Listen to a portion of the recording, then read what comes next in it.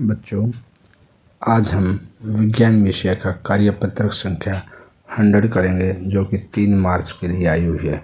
इसमें कार्य तथा ऊर्जा की पुनरावृत्ति करेंगे। इसमें हमें ऊर्जा का एक रूप से दूसरे रूप में रूपांतरित होना बताया गया है।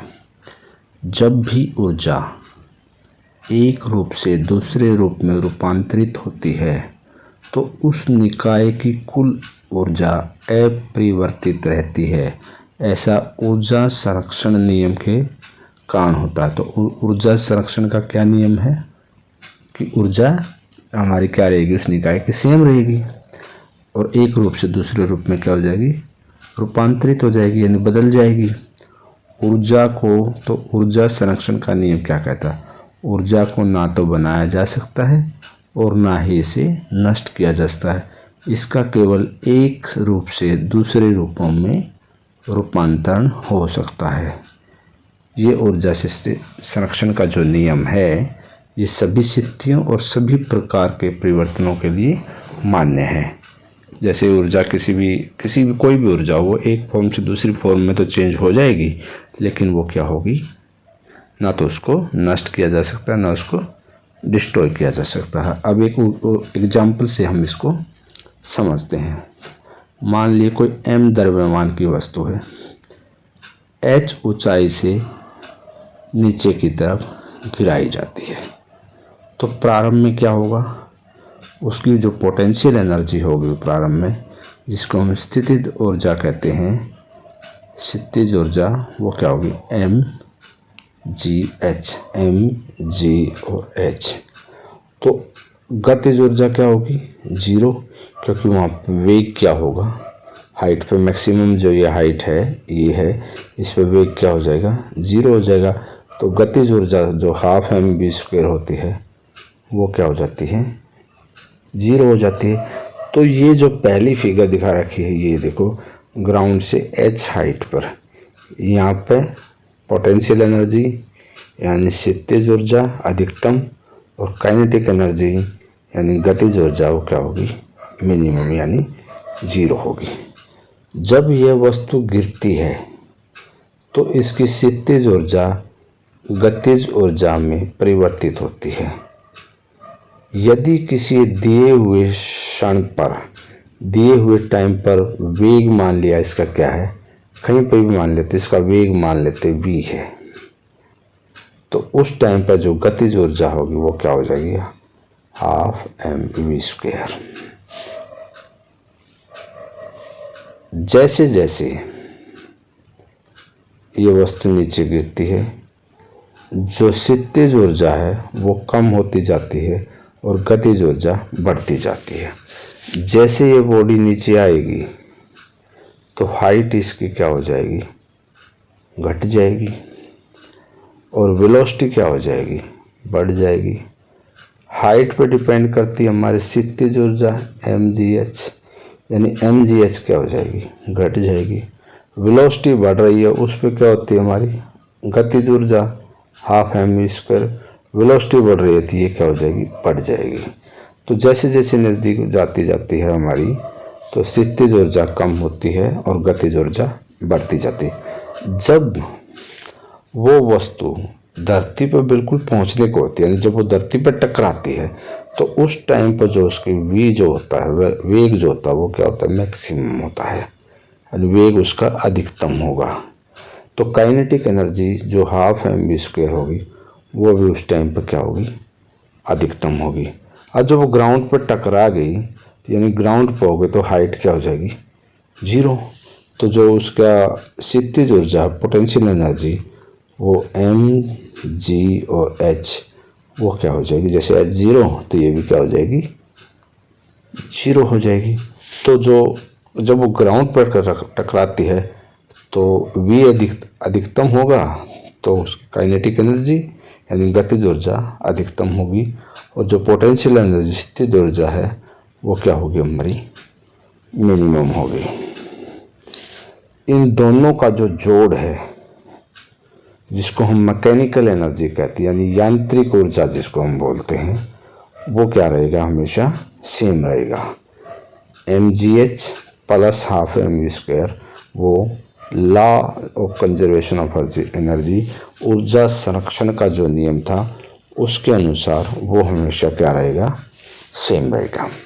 इसमें हम ये भी कह सकते हैं जब किसी पिंड को मुक्त रूप से गिराया जाता है तो गिरते समय उसके किसी भी पॉइंट पर अगर हम देखें, किसी भी बिंदु पर जो क्षितिज ऊर्जा जो होती है उसमें जितनी कमी आई है वो एच घटता, क्षितिज ऊर्जा क्या होती है, घटती है, और वी क्या होता है, बढ़ता है।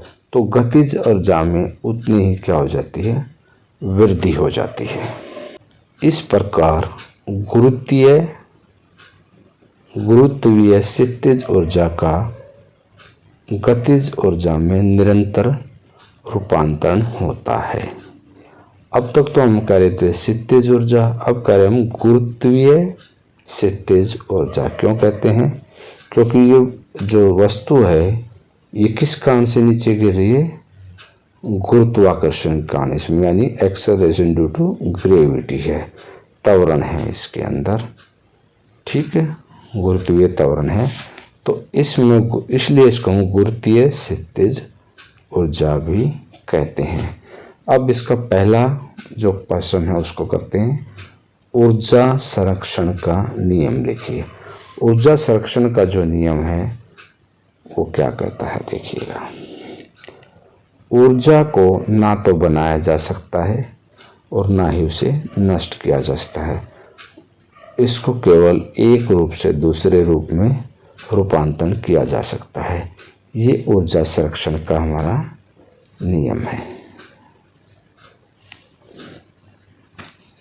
दूसरा क्या है, एक गतिशील गोलक कुछ समय पश्चात विरम अवस्था में क्यों आ जाता है, अंततः इसकी ऊर्जा का क्या होता है, क्या यह ऊर्जा संरक्षण नियम का उल्लंघन है। ये इस पॉइंट पर मान लिया कोई गोला लटका हुआ है, हम इसको ऐसे घुमाते हैं, ये एक बार तो इधर जाएगा, फिर ये इधर वापस आएगा और धीरे धीरे ये यहाँ पे आके क्या हो जाता है, रुक जाता है। तो रुक गया तो क्या इसकी ऊर्जा खत्म हो गई, नहीं, बिल्कुल नहीं। जैसे ये ऊपर की तरफ ऐसे जाता है इधर, तो इस पे जो एयर है वो इधर इसका क्या लगाती है, जो वायु है वो इधर घर्षण से इसको रोकती है। जब ये इधर जाता है तो वायु का घर्षण इस पर इधर लगता है, वो इसको रोकने की कोशिश करता है। तो वायु के घर्षण के कारण इसका जो वेग है वो धीरे धीरे घटता चला जाता है और अंत में ये क्या आ जाती है, रेस्ट भी आ जाती है। तो रेस्ट पा गई तो इसकी तो जो एनर्जी है वो तो क्या घटती चली गई, लेकिन जो वायु का जो वेग लगा था उससे वो एनर्जी क्या हो गई हमारी दूसरी फॉर्म में, यानी उष्ण ऊर्जा में क्या हो गई है, वो रूपांतरित हो गई है। ठीक है बच्चों, अब नेक्स्ट क्वेश्चन करते हैं। थर्ड जो क्वेश्चन है, 40 किलोग्राम द्रव्यमान का कोई पिंड 4 मीटर की ऊंचाई से मुक्त रूप से गिराया जाता है। एम कितना है, 40, और हाइट कितनी है, 4 मीटर।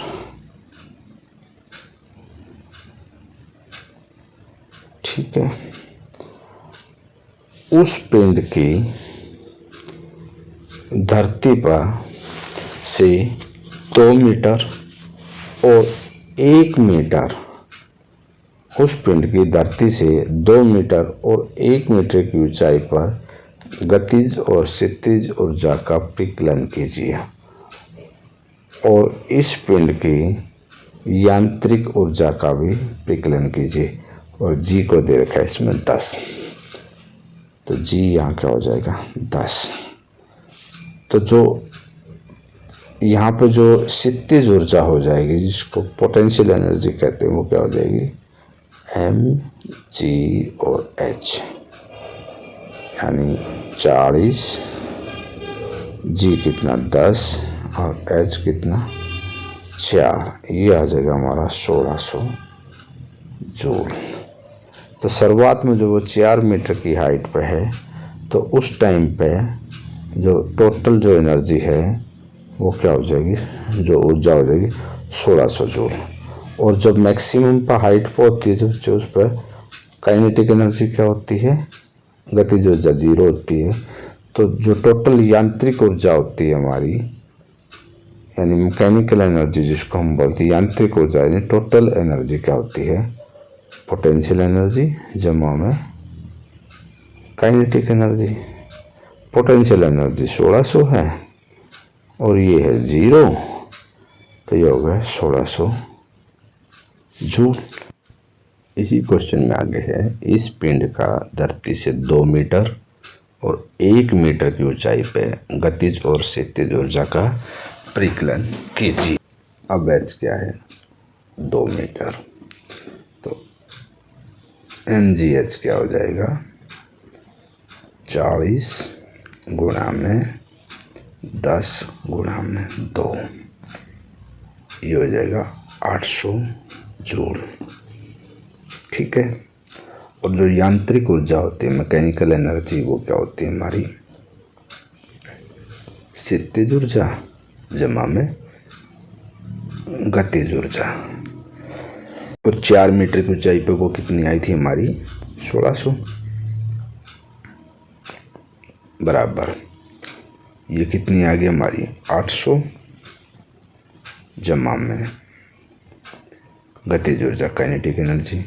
तो गतिज ऊर्जा इस टाइम पे क्या आ जाएगी, ये 800 इधर जा क्या हो, ये 800 इधर जा माइनस हो जाएगा, 1600 minus 800 equal to 800 joule. 2 meter की ऊंचाई पर 800 जूल हमारी गतिज ऊर्जा होगी और 800 जूल ही हमारी क्या होगी, क्षैतिज ऊर्जा। अब हम इसको 1 मीटर की ऊंचाई पे भी कैलकुलेट करके देखते हैं। एच कितना, 1 मीटर, तो mgh क्या हो जाएगा, जो क्षैतिज ऊर्जा है 40 गुणा 10 गुणा 1, 400 जूल। और टोटल क्या है हमारी, जिसको हम यांत्रिक ऊर्जा कहते हैं mechanical energy, equal to potential energy यानी क्षैतिज ऊर्जा जमा काइनेटिक एनर्जी यानी गतिज ऊर्जा। और 4 मीटर की हाइट पर टोटल मैकेनिकल क्या थी, 1600 बराबर। अब ये हमारी जो पी पोटेंशियल एनर्जी जो mgh है क्षैतिज ऊर्जा, वो क्या गई 400 जमा, अब ये काइनेटिक एनर्जी गतिज ऊर्जा क्या हो जाएगी, ये 400 इधर आगे क्या हो जाएगा, 1600 से कट जाएगा, 1600 माइनस 400 और ये क्या आ जाएगा 1200 जूल। अंत में हमारा कोविड के संदर्भ में उचित व्यवहार संबंधी संदेश है, 2 गज अथवा 6 फीट की शारीरिक दूरी का पालन कीजिए और सुरक्षित रहिए। बच्चों, इस वर्कशीट को करने से पहले एक बार 14 जनवरी की 69th वर्कशीट और 13 जनवरी की 68th वर्कशीट इसी चैनल पर उपलब्ध है, उसको एक बार ज़रूर देखिएगा, फिर इस वर्कशीट को कीजिएगा, आपको अच्छे से समझ में आएगा। धन्यवाद बच्चों।